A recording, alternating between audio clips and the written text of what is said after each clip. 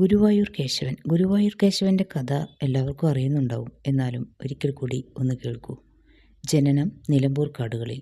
നിലമ്പൂർ കോവിലകത്ത് നിന്നും ഒരു വഴിപാടായി 1922 ജനുവരി 14 ഗുരുവായൂർ ക്ഷേത്രത്തിൽ നടക്കിരുത്തുമ്പോൾ ഏകദേശം 15 വയസ്സ് പ്രായം. നിലമ്പൂർ കാട്ടിലെ വാരിക്കുഴിയിൽ നിന്നും നിലമ്പൂർ കോവിലകത്തിന് വീണുകിട്ടിയ സൗഭാഗ്യമാണ് കുട്ടിക്കേശവൻ. സർവ്വലക്ഷണങ്ങളും തികഞ്ഞ കുട്ടിക്കുറുമ്പൻ കോവിലകത്തെ സകല അംഗങ്ങളുടെയും കണ്ണിലുണ്ണിയായിരുന്നു.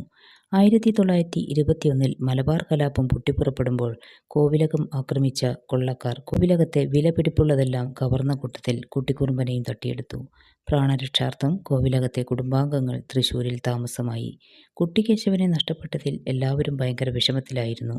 കൃഷ്ണഭക്തയായ തമ്പുരാട്ടി മനമൊരുക്കി പ്രാർത്ഥിച്ചു. കുട്ടിക്കേശവനെ യാതൊരു പോറലും ഏൽക്കാതെ കിട്ടുകയാണെങ്കിൽ ഗുരുവായൂർ ക്ഷേത്രത്തിൽ നടക്കെത്തിക്കൊള്ളാമെന്ന്. കോവിലകത്തെ ഭടന്മാർ കാട് മുഴുവൻ അരിച്ചു പെറുക്കിയിട്ടും ആനക്കുട്ടിയെ കിട്ടിയില്ല. മാസങ്ങൾ നീങ്ങവേ കൊള്ളക്കാർ കൊടുങ്കാടിനകത്ത് ഗുഹയ്ക്കകത്ത് താമസമാക്കുകയും ആനക്കുട്ടിയെ അടുത്തുള്ള മരത്തിൽ കെട്ടിയിട്ടു. ഒരു ദിവസം ഒരു വഴിപോക്കനവിടെ എത്തുകയും കൊള്ളക്കാർക്ക് മദ്യം നൽകി മയക്കി കുട്ടിക്കേശവനെ അഴിച്ചുവിടുകയും ചെയ്തു.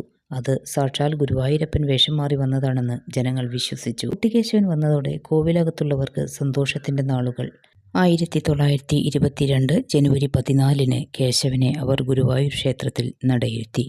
മഹാവികൃതിയായിരുന്ന കേശവനെ അവൻ്റെ സ്വഭാവരീതികൾ മാറ്റാനായി 41 ദിവസം ഗുരുവായൂർ ക്ഷേത്രത്തിൽ ഭജനമിരുത്തി. ഗുരുവായൂരപ്പനെ നേദിച്ച ചോറും പായസവും നരസിംഹമന്ത്രം ജപിച്ച നെയ്യും മാത്രം അവന് കൊടുത്തു.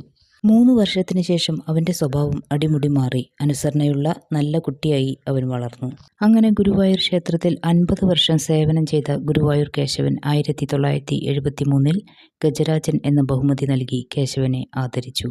ഗുരുവായൂരപ്പൻ്റെ തിടമ്പ് 40-ൽ കൂടുതൽ വർഷങ്ങൾ സ്ഥിരമായി എടുത്തിരുന്നു. ഗുരുവായൂർ ക്ഷേത്രത്തിലെ ചിട്ടകളെക്കുറിച്ച് നല്ലോണം നിഷ്ഠയുണ്ടായിരുന്ന കേശവൻ പാപ്പാൻ പറയാതെ തന്നെ തളച്ചിരുന്ന സ്ഥലത്ത് നിന്നും എഴുന്നള്ളിപ്പ് സ്ഥലത്തേക്ക് തനിയെ എത്തിയിരുന്നതായും പഴമക്കാർ പറയുന്നു. ഒരാളെ പോലും ഉപദ്രവിക്കാത്ത കേശവൻ ഒരിക്കൽ പാപ്പാനോട് പിണങ്ങിപ്പോകുമ്പോൾ ഒരു ഇടവഴിയിൽ വെച്ച് എതിരെ വന്ന കുട്ടികൾക്കായി വഴിമാറിക്കൊടുത്ത കഥ ഏറെ ശ്രദ്ധേയം. ശാന്ത സ്വഭാവം, ഗാംഭീര്യം, തലയെടുപ്പ്, സൗന്ദര്യം, ശക്തി എന്നിവ ഒത്തിണങ്ങിയ ഗുരുവായൂർ കേശവൻ 72ാമത്തെ വയസ്സിൽ 1976 ഡിസംബർ 2 പുലർച്ചെ 3 മണിയോടെ ചരിഞ്ഞു. അന്നൊരു ഏകാദശി ദിവസം കൂടിയായിരുന്നു. ഏകാദശിയോടനുബന്ധിച്ച് ഗുരുവായൂർ കേശവൻ അനുസ്മരണം എന്ന പേരിൽ ആനകളുടെ ഒരു ഘോഷയാത്ര ഉണ്ടാവാറുണ്ട്.